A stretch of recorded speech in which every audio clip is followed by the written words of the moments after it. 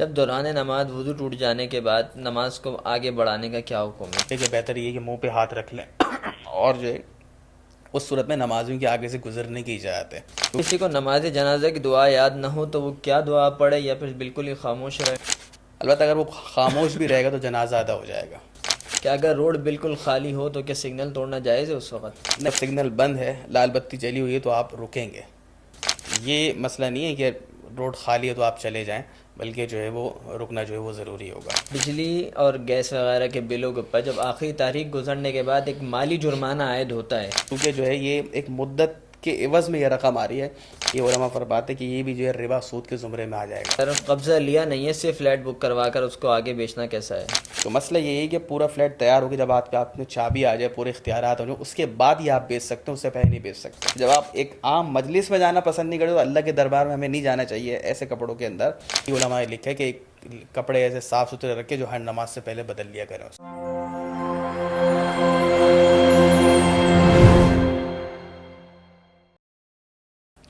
بسم اللہ الرحمن الرحیم.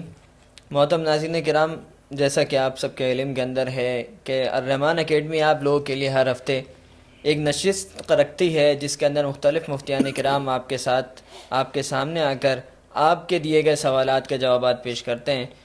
بالکل اسی طرح آج بھی ہم آپ کی خدمت میں حاضر ہیں اور ہمارے ساتھ موجود ہیں مفتی حارث محمود صاحب. السلام اللہ وبرکاتہ. وعلیکم السلام ورحمۃ اللہ وبرکاتہ. مجھ سے اب کچھ لوگوں کے سوالات ہیں وہ آپ کے سامنے میں پیش کرتا ہوں. سب سے پہلا سوال یہ ہے کہ نماز پڑھنے کے لیے جو آگے سترہ لگایا جاتا ہے نمازی کے آگے سے گزرنے کے لیے، اس کی کم سے کم لمبائی یا کم سے کم چوڑائی شریعت میں کیا ہے؟ جی دیکھیں، جب آپ ایسی جگہ نماز پڑھ رہے ہیں کہ آپ کیا کوئی دیوار وغیرہ نہیں، کوئی سترہ نہیں ہے، تو سترہ رکھنا چاہیے. اور اس کی جو مقدار لمبائی میں علماء نے لکھی وہ 1 ہاتھ لکھی ہے، یہ یعنی کہ تقریباً جو ہے 1.5 فٹ ہو. اور جو موٹائی ہے تو وہ کم سے کم جو ہے وہ 1 انگلی کے بقدر ہو، تو یہ اتنا بھی جو ہے وہ سترہ ہو جائے گا.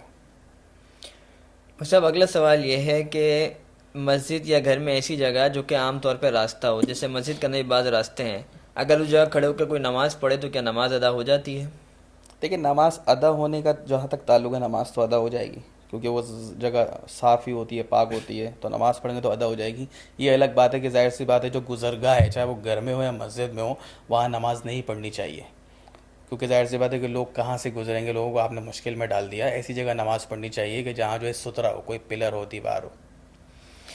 مجھب اگر کسی شخص کی جماعت کے ساتھ کچھ رکعتیں نکل جائیں، پھر وہ غلطی سے یہ بھول کر امام کے سلام کے ساتھ سلام پھیر دے، پھر اس کے بعد اسے یاد آئے تو اسے کیا کرنا چاہیے؟ ہاں، یہ مسئلہ بہت عام طور پر پیش آتا ہے کہ جو مسبوق ہوتے ہیں، جن کی رکعتیں نکل جاتی ہیں. اب ظاہر سی بات ان کے لیے حکم تو ہے کہ امام جب پہلا سلام پھیرے گا، دوسرا سلام پھیرنے لگے تو وہ کھڑے ہو جائیں، اپنی رکعتیں پوری کریں. وہ سلام جو ہے نہیں پھیریں اور اپنی رکعتیں پوری کریں گے وہ. لیکن غلطی سے سلام پھیر دیا، توجہ نہیں ہوتی، تو وہ اس سے کوئی نماز فاسد نہیں ہوتی. تو اگر انہوں نے سلام پھیر دیا، السلام علیکم ورحمۃ اللہ کہہ دیا ہے، تو جیسے ہی یاد آئے تو وہ کھڑے ہو جائیں، اپنی رکعتیں پوری کریں اور آخر میں سجدہ صحاف کریں گے وہ. جب دوران نماز وضو ٹوٹ جانے کے بعد نماز کو آگے بڑھانے کا کیا حکم ہے؟ کس طرح سے بڑھایا جا سکتا ہے؟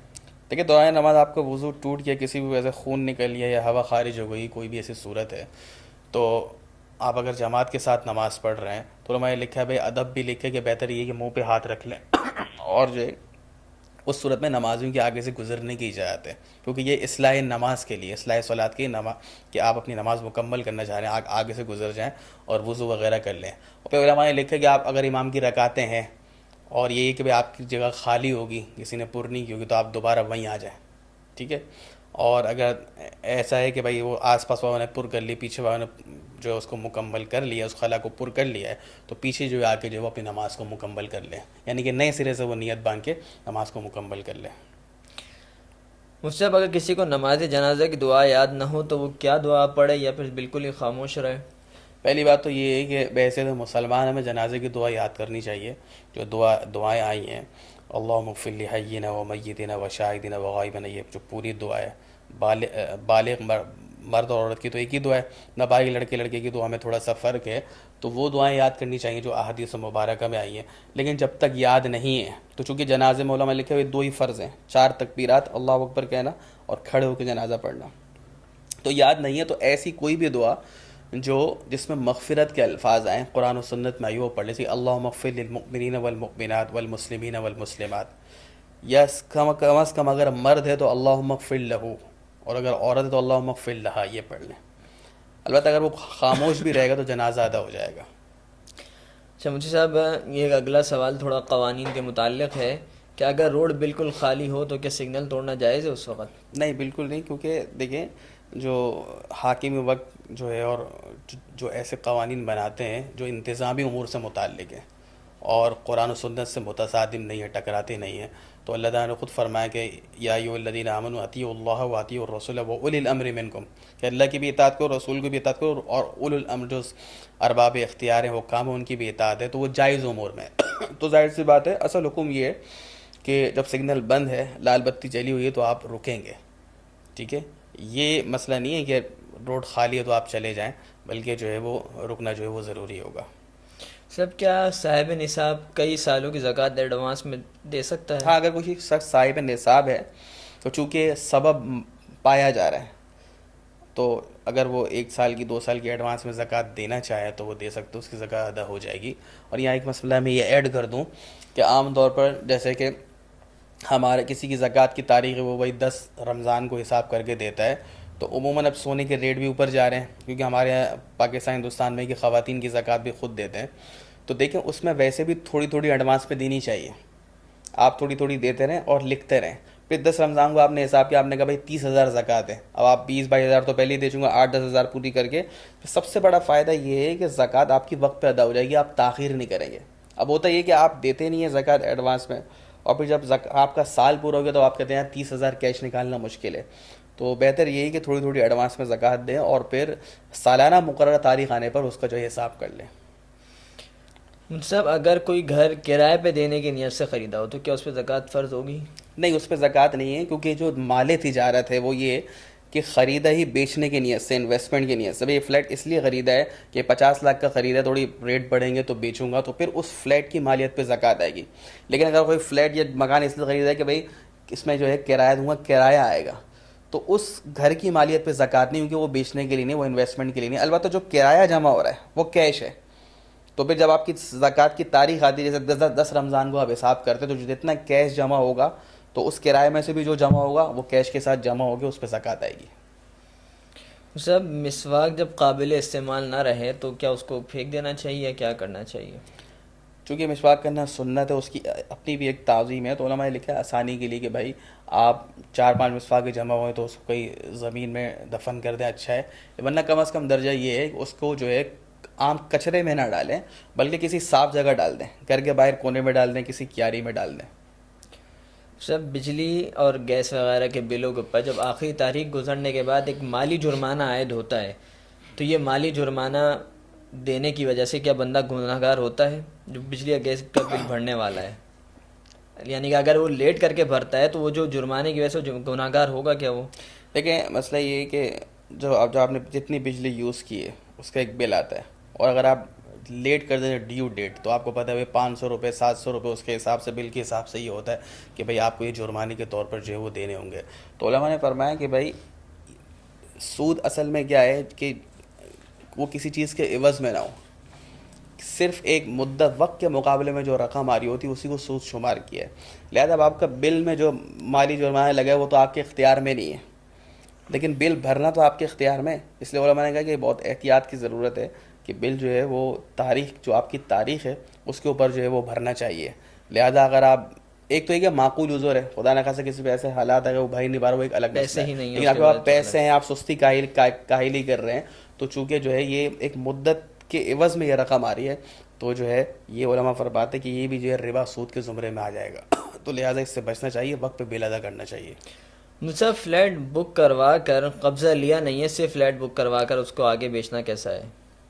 یعنی ابھی تک جا کے نہ اس گھر کو دیکھا ہے نہ کچھ کیا ہے، صرف بک کروا کر اس کو آگے بیچ. دیکھیں فلیٹس کی جو بکنگ ہوتی ہے تھوڑا سا الگ مسئلہ ہے، نیچے مکان کا الگ مسئلہ اور فلیٹ کا الگ ہے. اب آپ نے نیچے کوئی پلاٹ خرید لیا، خالی زمین پلاٹ ہے، نیچے کا مکان ہے، تو اس میں تو اگر آپ نے خرید لیا اور جو ہے اس کا قبضہ یہی کہ بھائی وہ متعین ہو جائے وہی قبضہ ہے، تو پھر تو آگے بیچ سکتے ہیں.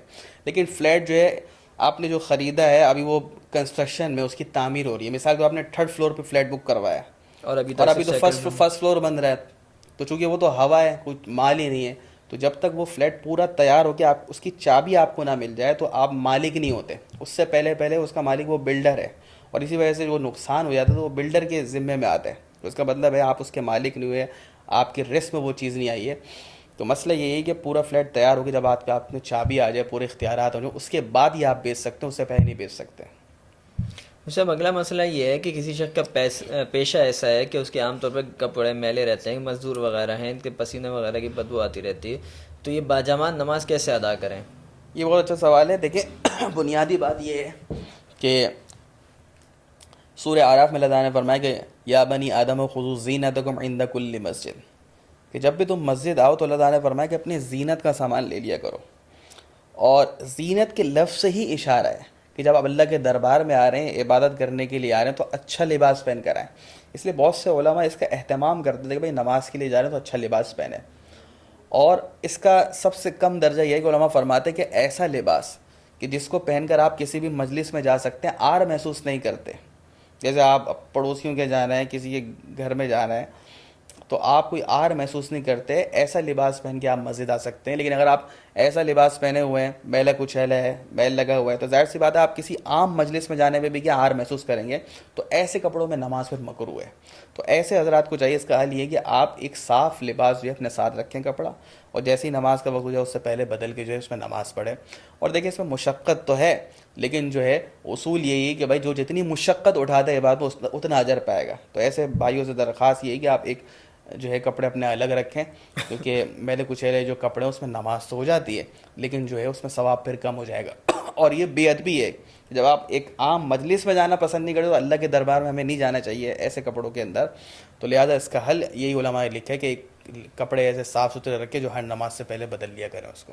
شفیع صاحب اگر گٹر کے پانی کی چھینٹیں کپڑوں پر لگ جاتی ہیں اور بالکل باریک چھینٹیں ہیں کہ سوکھنے کے بعد نظر بھی نہیں آتی, تو کیا اس سے بھی کپڑے ناپاک شمار ہوں گے؟ دیکھیں عام طور پہ جو چھینٹیں لگتی ہیں نا پانی کی, تو وہ تو جس وقت وہ لگی ہوتی ہیں تو اس وقت تو وہ نظر آ رہی ہیں, بعد میں وہ سوکھ رہی ہیں. تو ظاہر سی بات ہے اس کا مطلب یہ ہو رہا ہے کہ اگر پیشاب کی چھینٹیں, گٹر کے پانی کی چھینٹیں وہ لگی ہیں کپڑے پہ اور سوکھنے کے بعد نظر نہیں آ رہی, تو صرف سوکھنے سے تو کپڑا پاک نہیں ہوگا.